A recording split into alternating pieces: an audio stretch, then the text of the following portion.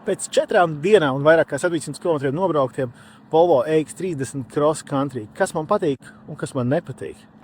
Noteikti var teikt, ka patīk vizuālais tēls. Man šies melnās uzlikas liekas ļoti eleganti izskatās un melnie diski piestāv šajā automašīnā. Arī šis aizmugurs melnais panelis ļoti labi harmonizē ar melno jumtu.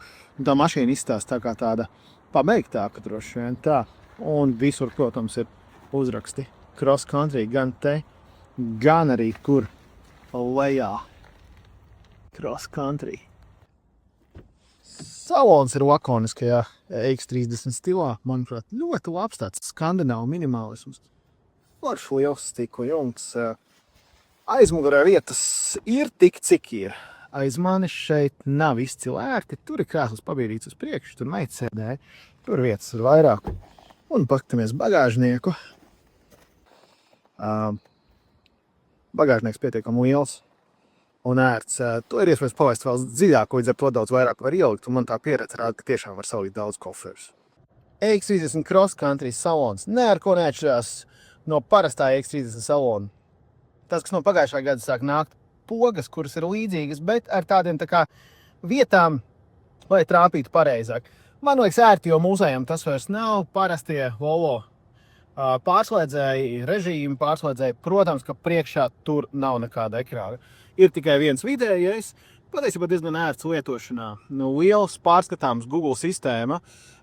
Telefonu turētāji diezgan daudz visāds novietnītes, teiksim, te var kaut ko ielikt diezgan ērti. Glāžu turētājs izbrauc no šejienes. Augstumā brauc lēnāk, siltumā brauc drusku ātrāk. Tiešām lēni, tāpēc var redzēt, ka ir bišķi piesaules pa nakti.